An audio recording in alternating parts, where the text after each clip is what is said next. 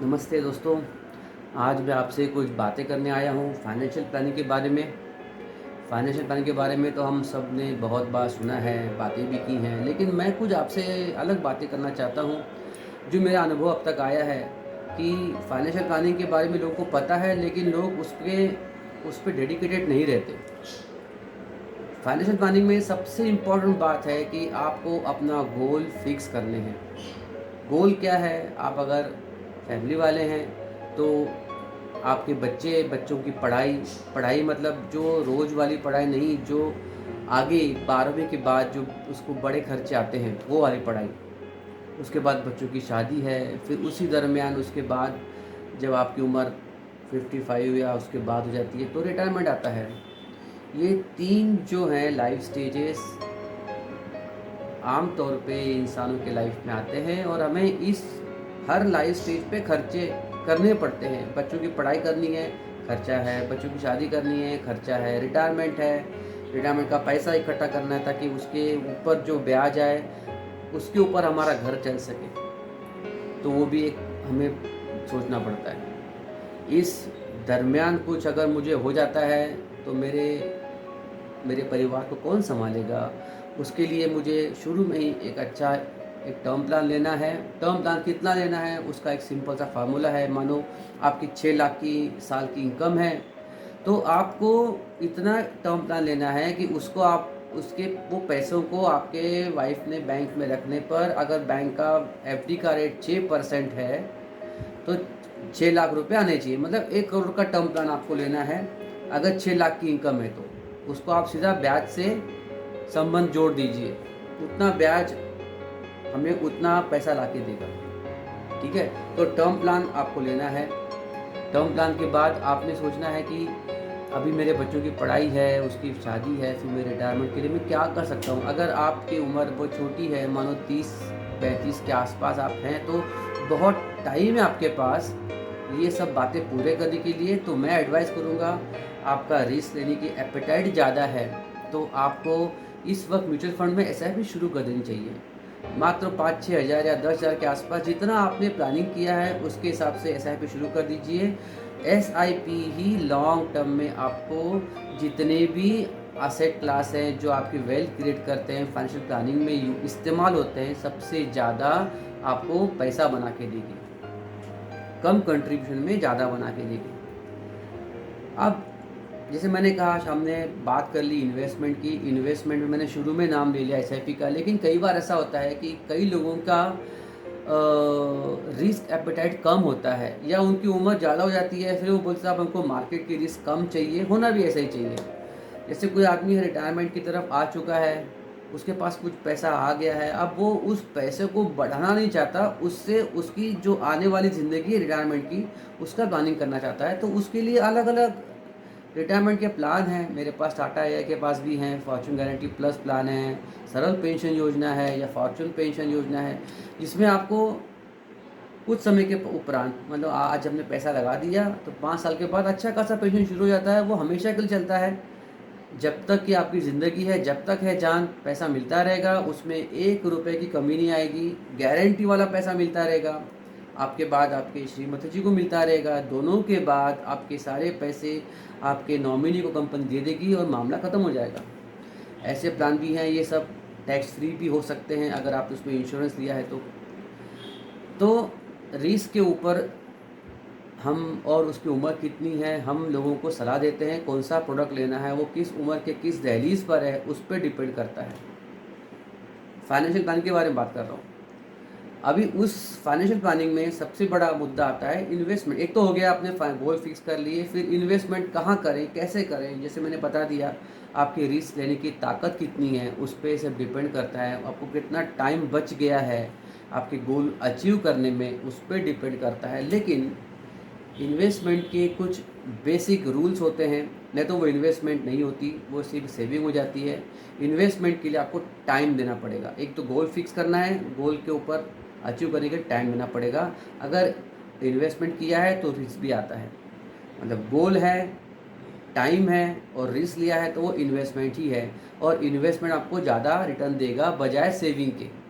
अगर गोल नहीं है, टाइम नहीं दिया है, कभी पैसा निकाल सकते हैं, रिटर्न की कोई अपेक्षा नहीं है, रिस्क नहीं है, तो वो सेविंग है, सेविंग खाता है, वहाँ पे पैसे जमा करके रखो, आपको 2% ब्याज मिल जाएगा।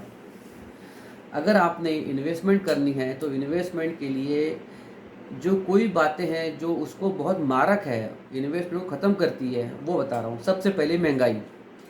महंगाई ऐसी चीज़ है जो हमारे इन्वेस्टमेंट को खा जाती है। तो हमारे इन्वेस्टमेंट, मानो मैंने आज 1 लाख रुपए मेरे पास हैं और मैंने इन्वेस्टमेंट कर दिए बैंक में, बैंक की एफडी बना दी, 5% से मुझे अगले साल 1 लाख के 5,000 रुपये मिल गए, 1,05,000।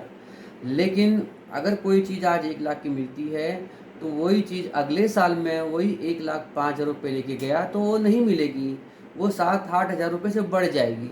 महंगाई के कारण उसकी कीमत बढ़ जाएगी। तो आज जो मुझे 1 लाख रुपए में वस्तु मिल रही थी उसके लिए मुझे अगले साल 1,07,000 रुपये की कीमत गिननी है, जबकि मेरे पास 1,05,000 रुपये हैं। तो मैंने 2,000 रुपये जो उसकी जो खर्च करने की ताकत है वो कम कर दी रुपए की, मेरे इन्वेस्टमेंट की, जो कि महंगाई ने कम कर दी।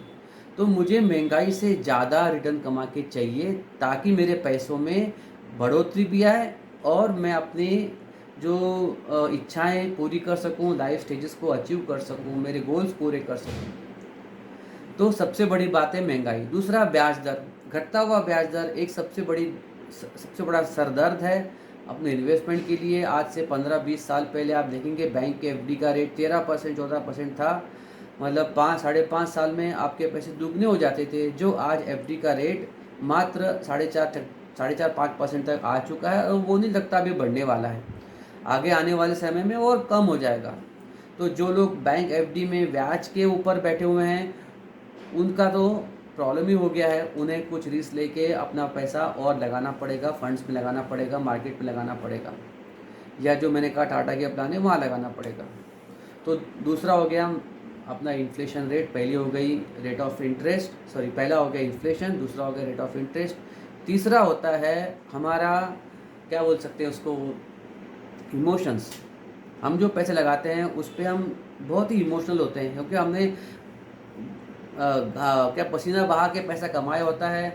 हम हमेशा देखते रहते हैं कि मेरे पैसों की वैल्यू क्या हो गई है, अगर कम हो गई है तो डर जाते हैं, अगर वो बढ़ गया है तो हमारे अंदर तितलियाँ उड़ने लगती हैं, अगर कम हो गई है तो बाबा ये और कम ना हो जाए, ये पैसों को अभी निकाल लो। जो लॉस नॉशनल था, या हम कह सकते हैं कि काल्पनिक था, हमने उसको, उस इन्वेस्टमेंट को निकाल के उसको रियल कर दिया है। तो ऐसा कभी नहीं करना है।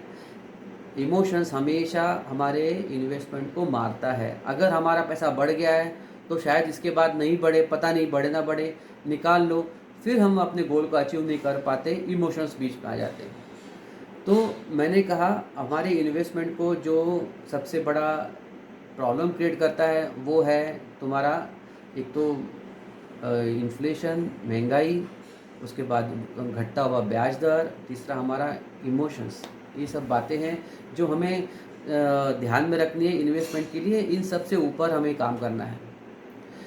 एक बात और मैं इम्पोर्टेंट करना चाहता हूँ कि जैसे बहुत लोग इन्वेस्टमेंट पैसा कर देते हैं, फिर बाद में जैसे अभी जो चल रहा है इन्वेस्टमेंट के ऊपर बहुत सी जो एक्सटर्नल चीज़ें हैं जो असर करती हैं, वो मैं कहना चाहता हूँ।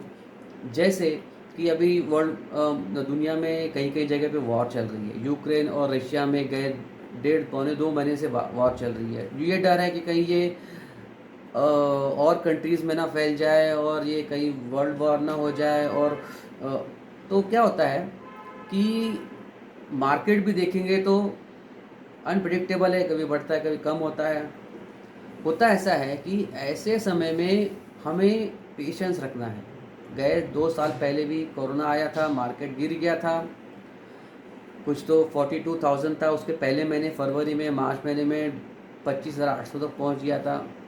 लोगों ने पैसे निकाल लिए थे, जो कि उनको लग रहा था कि आगे पता नहीं मार्केट बढ़ेगा नहीं बढ़ेगा, अभी लॉस में निकाल लो। जो उनका नॉशनल लॉस था वो रियल कर दिया था। लेकिन इतिहास गवाह है कि मार्केट ने वी शेप में ऊपर गया है और वो 60-62 तक चला गया था 1-1.5 साल के अंदर ही। तो कोई भी जो मुसीबत आती है वो लॉन्ग टर्म नहीं रहती। मार्केट भी जब गिरता है तो लंबा समय नहीं चलता। हाँ, ये समय कुछ 1 महीने का हो सकता है, 2 महीने का, 5 महीने का, 1 साल का, या कभी-कभी डेढ़ 2 साल भी हो सकता है, लेकिन आपको रुकना पड़ेगा। उसके बाद मार्केट बहुत अच्छा परफ़ॉर्म करता है। मार्केट ऊपर जाने का कारण एक ही है कि मार्केट में डिमांड है, वस्तुओं की खरीदी हो रही है, कोई बेच रहा है, कोई खरीद रहा है।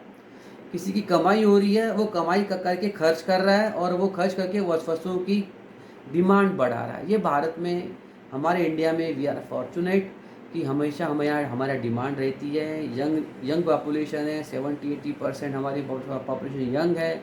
हमेशा नई चीज़ें डिमांड करती रहती हैं, तो डिमांड हमेशा रहती है। दिवाली आती है, उसके पहले हमारे यहाँ हार्वेस्टिंग हो जाता है, पैसा आता है किसान के पास, वो खर्च करता है।